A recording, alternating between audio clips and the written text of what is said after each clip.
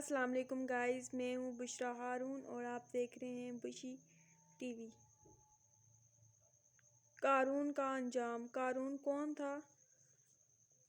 قارون حضرت سیدنا موسیٰ کے چچا جسبر کا بیٹا تھا۔ بہت ہی شکیل اور خوبصورت آدمی تھا، اس لیے لوگ اس کے حسن و جمال سے متاثر ہو کر اس کو منور کہا کرتے تھے۔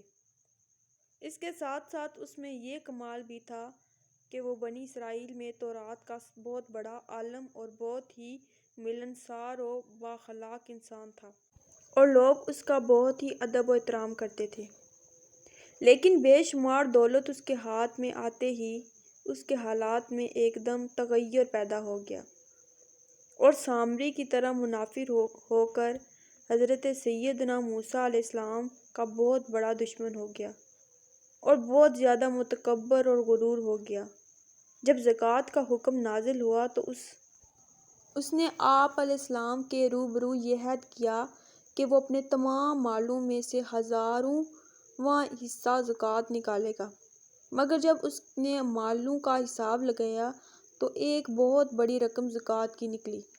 یہ دیکھ کر اس پر ایک دم حرص و بخل کا بھوت سوار ہو گیا اور نہ صرف زکوٰۃ کا منکر ہو گیا بلکہ عام طور پر بنی اسرائیل کو بہکانے لگا کہ حضرت موسیٰ علیہ السلام اس بہانے تمہارے مالوں کو لے لینا چاہتے ہیں، یہاں تک کہ حضرت موسیٰ علیہ السلام سے لوگوں کو برگشتہ یعنی خلاف کرنے کے لیے اس خبیث نے یہ گندی اور گھنونی چال چلی کہ ایک بے شرم عورت کو بہت زیادہ مال و دولت دے کر آمادہ کر لیا کہ وہ آپ پر بدکاری کا الزام لگائے۔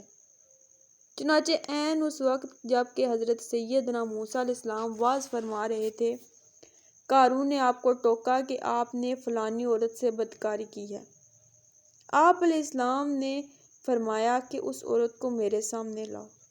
چنانچہ وہ عورت بلائی گئی تو حضرت سیدنا موسیٰ علیہ السلام نے فرمایا، اے عورت، اس اللہ کی قسم جس نے بنی اسرائیل کے لیے دریا کو پھاڑ دیا اور عافیت و سلامتی کے ساتھ دریا کو پار کرا کر فرعون سے نجات دی، سچ سچ کہہ دے کہ اصل بات کیا ہے۔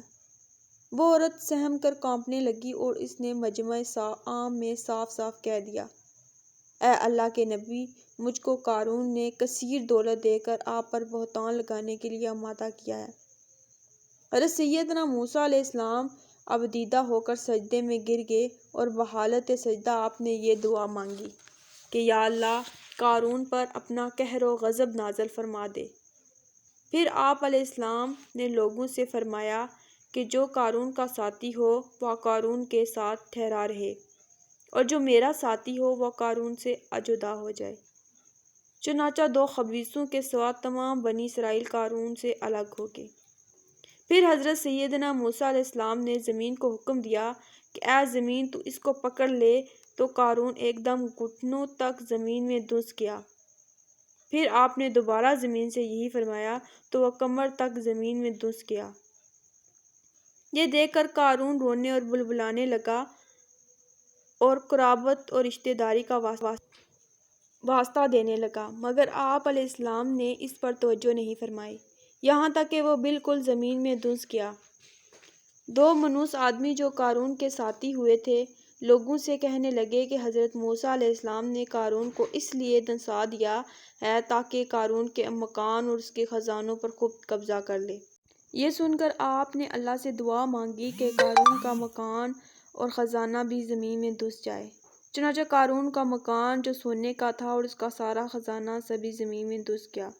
تو گائز، لالچ بری بلا ہے اور اس قارون نے حرص و بخل اور زکوٰۃ نہ دینے کی وجہ سے اس پر یہ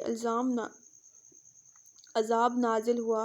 اللہ تعالی ہمیں اپنے حفظ و امان میں رکھے، آمین۔ تو گائز، کیسی لگی آج کی میری ویڈیو؟ آئی ہوپ آپ کو پسند آئی ہوگی۔ کمنٹ کر کے لازمی بتائیے گا۔ ملتے ہیں نیکسٹ ویڈیو میں، تب تک کے لیے مجھے دیجیے اجازت، دعا میں یاد رکھیے گا۔ اللہ حافظ۔